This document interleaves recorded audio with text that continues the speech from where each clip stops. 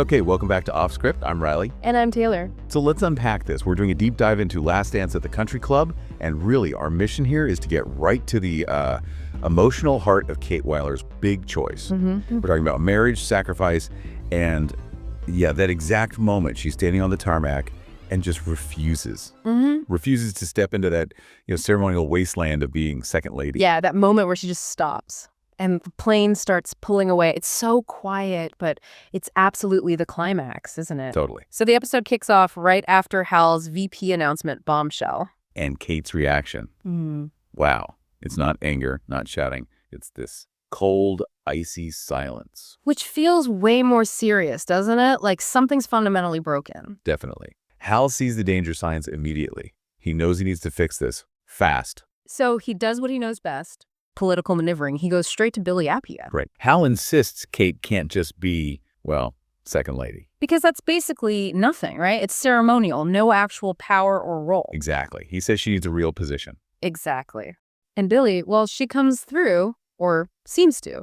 She agrees to create this role. Special envoy to Europe. Sounds okay on the surface, like maybe a way for Kate to stay involved in diplomacy. Yeah, maybe a compromise. But here's the catch. When Hal brings it to Kate, they haven't actually worked anything out. There's no budget line for this special envoy. Okay. Nobody knows who she'd report to in the State Department hierarchy. Her actual authority, completely undefined. So it's just the title. Pretty much. A title without teeth, without resources. It's a classic bureaucratic move to make a problem look solved. But to really get why this feels so final, we need that flashback. Yes. Baghdad, 2010. Back then, things were different. They were, more like equals. It was this intense secret affair. Right. And remember when Hal got transferred to Austria? Kate actually offered to go with him. She was willing to put her own career on hold. But Hal, the Hal of 2010, he said no. He wouldn't let her do it. Said it would hurt her career, stunt her rise in the diplomatic corps. Which sounds noble, right? But that's what makes the present so painful. Yeah, the contrast is stark. The man who once protected her ambition Is now the man whose ambition basically demands she sacrifices hers.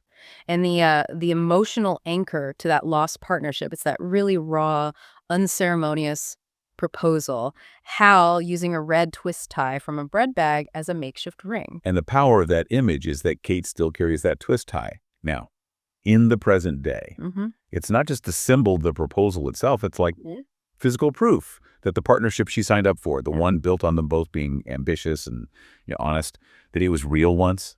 If she throws that tie away, she's merely admitting that foundation is gone. And that past reality just clashes so violently with what's happening now professionally. I think the real tipping point for her isn't just like personal disappointment.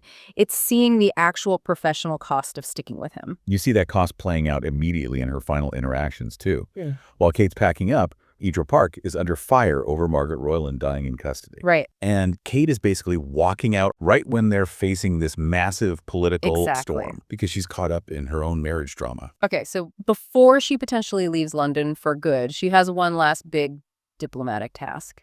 Yeah, the meeting with Prime Minister Trowbridge and Austin Dennison, the foreign secretary. She has to brief them on Roylin's death, manage the fallout. And Trowbridge is understandably furious. He blames Kate directly. Right. And then comes that sort of intellectual breaking point, her meeting with Stuart Hayford. Yeah. She's trying so hard to sell him on this special envoy idea, trying to make it sound real, exciting even. Right. But Stuart, he asks the simple, devastating questions she's been avoiding. What's the budget, Kate? Who do we report to? The practical stuff. And she has to admit it. I don't know. The facade just crumbles. It's the moment of truth. Stuart isn't just talking about a job. He's talking about the job. Ambassador, staying at Winfield House, real power, real influence, which he's earned. Compared to the smoke and mirrors of the special envoy title Hal cooked up with Billy. Exactly. And all of that leads us back to the airport. Right. Hal walks up the steps to the plane. He fully expects her to follow him. But she just stands there on the tarmac, doesn't move. They make eye contact across the distance. No yelling, no big confrontation. Just this silent mutual understanding. She's not coming. He knows it. He turns, boards the plane alone. That choice.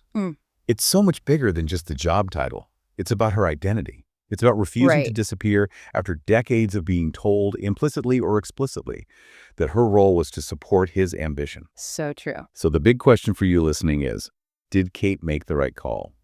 Professionally, personally. Yeah, and can they actually navigate this married but separate reality? Can they ever come back from it? And what about that twist tie?